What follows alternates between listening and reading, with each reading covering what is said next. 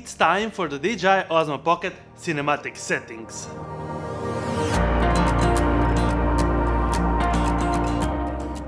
Welcome back, I'm Mauro and let's get back to the one-of-a-kind DJI OSMO Pocket 3-axis gimbal and the cinematic settings that I prepared for you. I'm getting a lot of messages to make cinematic settings for the DJI OSMO Pocket just like I made with the Mavics. So yeah, today I'm making a cinematic settings tutorial with the DJI OSMO Pocket, also using ND filters from Freewell. If you want to check out my DJI Mavic cinematic settings, there is a link in the description to check them out.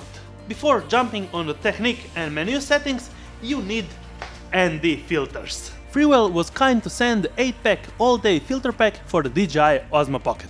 A big shout out to Freewell for sending me over these ND filters for the DJI OSMO Pocket.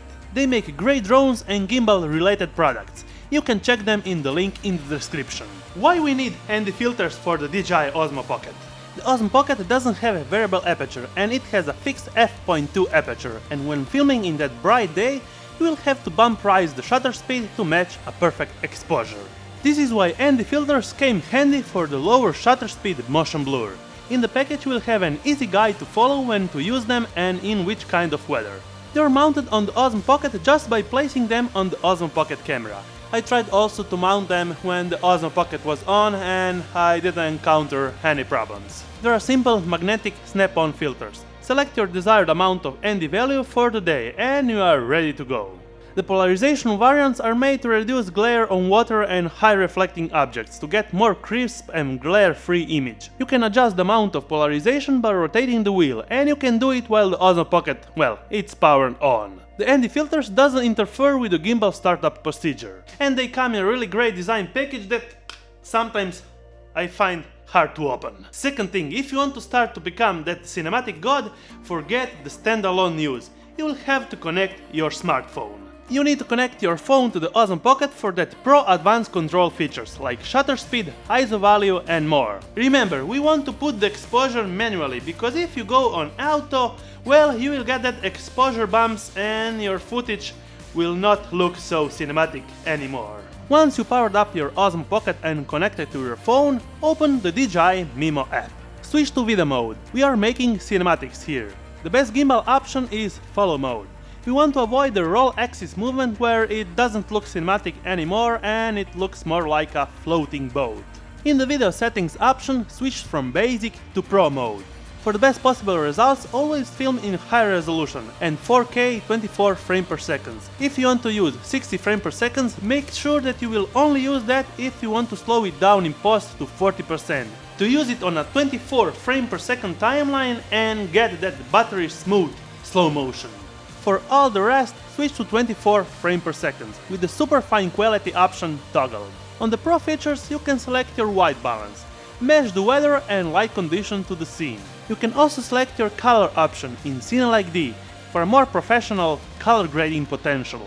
I will be talking about how to color grade the CINELIKE color profile on the DJI OSMO Pocket soon, so stay tuned, I will be making this in a couple of days. You can toggle also the grid lines and diagonal lines for a better understanding of the rule of thirds. Engage the overexposure tip to have the zebra lines showing you what's overexposed on your image. Toggle your histogram to have a better understanding of the overall picture and what are you exposing for.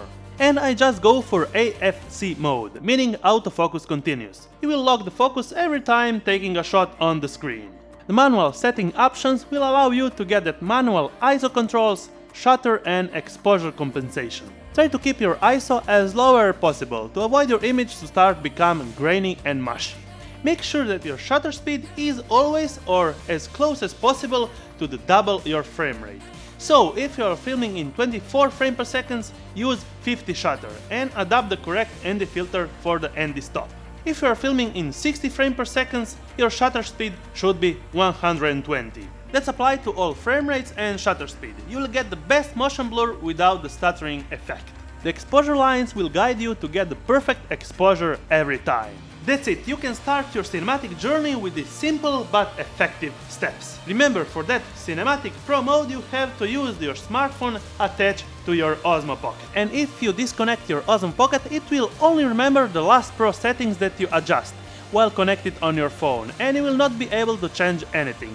so you can get similar shots with the same exposure and setting value.